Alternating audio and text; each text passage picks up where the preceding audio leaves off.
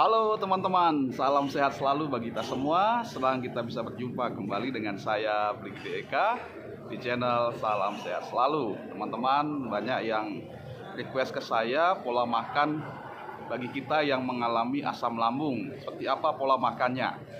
Nah, kebetulan hari ini saya ada waktu untuk membuat video tentang itu. Ya, saya mau sharing tentang bagaimana kita atau bagaimana pola makan kita yang punya masalah asam lambung. Nah, teman-teman, mulai dari pagi hari ya. Saya akan mulai dari pagi hari apa yang saya lakukan biasanya kalau pagi hari.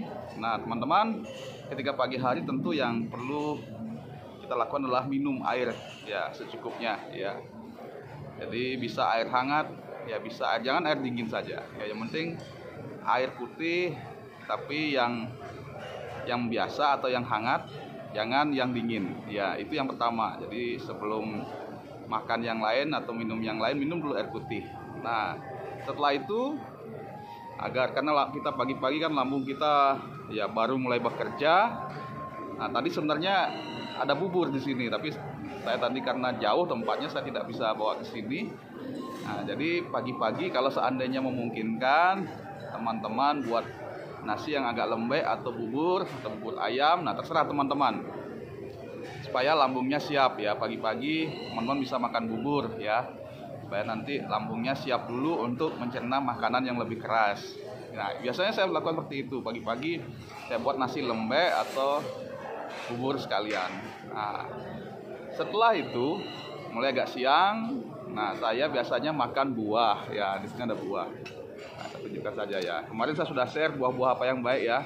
Ada buah. Nah, di sini ada juga puding, teman-teman. Nah, yang putih ini puding ya. Jadi yang putih ini puding. Nah, ada puding juga. Nah, puding juga bagus sekali, teman-teman ya. Jadi puding itu lembut. Nah, yang penting teman-teman kunyah sampai hancur ya. Nah, lembut jadi tidak terlalu masalah dia ya. Tapi dikunyah ya, jangan dibiarkan ditelan utuh-utuh karena nanti kalau di lambung agak susah dicerna. Nah, itu bagus teman-teman. Bisa buah, bisa puding. Teman-teman juga bisa makan biskuit ya atau roti. Nah, kalau roti kuncinya jangan terlalu banyak ya, karena dia ada glutennya. Kadang-kadang itu bisa memicu asam lambung kita. Nah, bagaimana dengan siang hari dan sore hari? Nah, teman-teman bisa makan seperti biasa. Kalau saya sih makannya biasa aja. Awalnya memang berpantang, tetapi karena lama berpantang tidak sembuh juga ya, akhirnya saya makan normal seperti ini, teman-teman. Nah, ya ini ada nasi goreng, ada ya sebentar saya ulas ya beberapa jenis makanan ya. Jadi makannya saya biasa saja ya, tidak terlalu berpantang lah. Jadi makan-makan yang umum yang ada yang siapkan. Yang penting kuncinya jangan terlalu ya. Saya sudah sharing tentang jangan terlalu ya. Jangan terlalu banyak, jangan terlalu pedas ya, dan sebagainya ya. Kuncinya jangan terlalu ya, karena apa yang terlalu atau yang berlebihan itu tentunya tidak baik, teman-teman. Nah, jenis-jenis makanan yang perlu bagaimana kita konsumsinya ya, saya akan sharing. Yang pertama, nah ini yang umum di rumah ya, telur. Nah, ini telur ya teman-teman. Ini kuningnya karena saya tidak makan kuningnya, jadi saya sebenarnya nggak apa-apa sih makan kuningnya, tapi saya pelan ya untuk mengurangi protein tinggi, jadi saya hanya makan putihnya saja. Nah, untuk telur ya, nah ketika kita konsumsi telur dalam bentuk apapun ya, baik itu rebus seperti ini atau telur dadar, telur goreng, telur mata sapi, itu harus dikunyah sampai hancur, teman-teman. Jangan dibiarkan ada semacam menggumpal begitu, karena kadang itu sangat mengganggu. Makanya kadang-kadang ada teman-teman yang rasa sesak setelah makan telur. Nah, itu bukan karena apa, karena lambung kita nggak bisa cerna. Karena telur ini kan sifatnya elastis ya, elastis, dia alot, jadi harus dikunyah sampai hancur ya. Begitu juga dengan jenis yang lain ya, jenis ini sosis ya, sosisan atau jenis lain atau daging pun kuncinya dikunyah sampai hancur ya. Semua yang modelnya kenyal-kenyal, alot, itu harus dikunyah sampai hancur ya. boleh teman-teman makan apa saja tapi dikunyah sampai hancur ya, dan kuncinya lagi tidak berlebihan ya.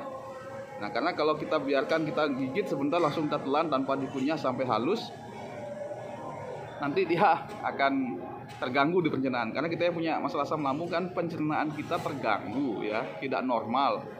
Makanya sebelum masuk ke lambung, di mulutlah kita kunyah dulu sampai hancur. Kita proses di sana dengan baik.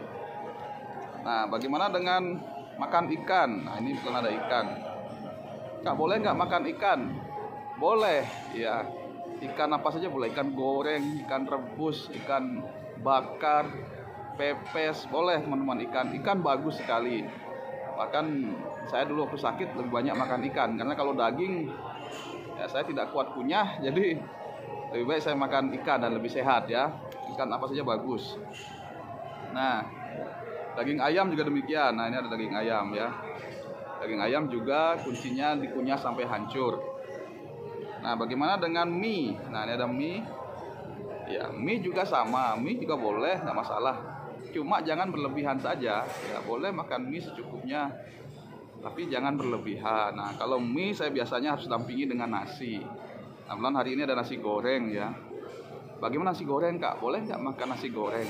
Nasi goreng juga saya nggak masalah. Saya dulu awalnya memang berpantang, tetapi setelah berpantang nggak sembuh-sembuh, ya akhirnya saya makan biasa saja. Nasi goreng pun saya makan, hanya tidak berlebihan. Ya, itu saja kuncinya. Apa saja yang berlebihan tidak baik. Ya, makanya kita yang asam lambung ini porsinya dikurangi nih. Nah, karena hari ini saya kondisinya sudah baik, saya makannya biasa ya, kayak normal aja, tidak. Kalau teman-teman yang masih asam lambung, mungkin setengah porsi ya. Misalnya, jadi nasinya setengah dari biasanya. Nanti kalau lapar agak siangan boleh makan lagi. Nah, saran saya dulu yang sebelum-sebelumnya itu, kalau masih punya masalah asam lambung, makan sedikit-sedikit tapi sering ya. Tapi kalau sudah rasa normal, ya makannya biasa. Saya sudah makan 3 kali sehari dalam porsi yang normal. Jadi kuncinya, setiap makanan kita jangan dipikir. Nanti ketika kita makan sosis misalnya, aduh jangan-jangan nanti kambuh. Nah, bukan sosisnya bikin kambuh, tapi pikiran kita itu yang bikin kambuh. Karena kita cemas ya, jangan-jangan nanti kambuh. Nah, padahal sosisnya sih biasa-biasa saja, yang penting dikunyah sampai hancur. Begitu juga dengan makan makanan lainnya, sayur. Nah, sayur juga bagus, tapi jangan berlebihan. Dan dikunyah sampai hancur. Nah, itu teman-teman, beberapa hal yang saya bagikan tentang makanan. Kalau kurang jelas nanti bisa teman-teman komen ya di bawah. Nanti saya coba, kalau sempat saya akan jawab. Nah, ada lagi satu teman-teman, ya ini kopi. Nah, kopi seringkali disebut pemicu asam lambung. Memang benar. Kalau cara minumnya salah. Salahnya gimana? Saya dulu pagi-pagi belum kena air putih, belum kena nasi sudah minum kopi. Dan itu sering saya lakukan, dan lama-lama ya mungkin jadi emah ya. Dan akhirnya saya kena asam lambung. Nah, sekarang bagaimana? Apakah beli gede minum kopi? Saya minum kopi teman-teman ya, karena kopi juga bagus buat kesehatan selama tidak berlebihan juga. Nah, jadi saya minum kopi tapi tidak banyak, tidak seperti dulu. Kalau dulu sehari bisa 4 gelas, 5 gelas atau 5 cangkir ya. Sekarang cukup satu hari ya setengah cangkir, yang penting dapat menikmati kopi. Apalagi teman-teman yang pecandu kopi kan susah ya. Nah, teman-teman masih bisa minum, tetapi minum setengah saja. Ini setengah ya, tidak banyak ya. Jadi setengah porsi saja, tapi harus sebelumnya minum dan makan dulu.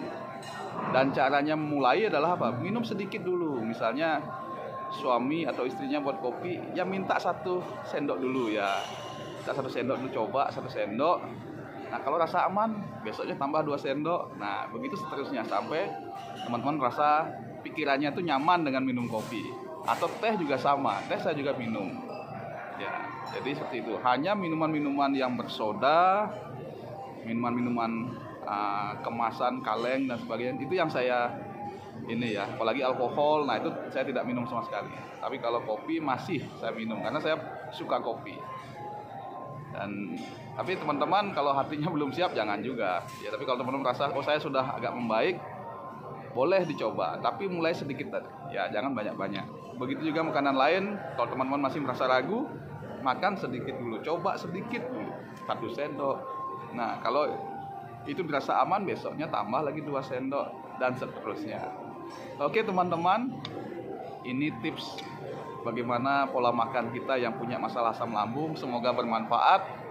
Sekali lagi kalau kurang jelas nanti teman-teman bisa chat saya atau tulis di kolom komentar ya, agar teman-teman bisa tahu bagaimana pola makan yang tepat. Kuncinya jangan dipikir teman-teman, makan apapun itu baik. Tuhan sediakan semua makanan itu baik buat kita, asal konsumsinya dengan benar, tidak berlebihan ya, dan juga harus dikunyah. Bahkan di ilmu kesehatan itu harus dikunyah sekian kali. Nah, itu yang penting teman-teman. Kadang-kadang kita yang alami masalah asam lambung kan karena kurang dikunyah sehingga masih menggumpal dan lambung tidak bisa cerna dengan baik, asam lambungnya kambuh. Oke teman-teman, semoga info ini bermanfaat buat kita semua. Salam sehat selalu bagi kita semua. Sampai jumpa di video saya berikutnya. Doa saya teman-teman yang masih sakit bisa lekas sembuh. Dan ingat, asam lambung bukan penyakit berbahaya, ini hanya penyakit biasa. Saya bisa sembuh, saya yakin teman-teman semua juga pasti bisa sembuh. Salam sehat selalu buat kita semua.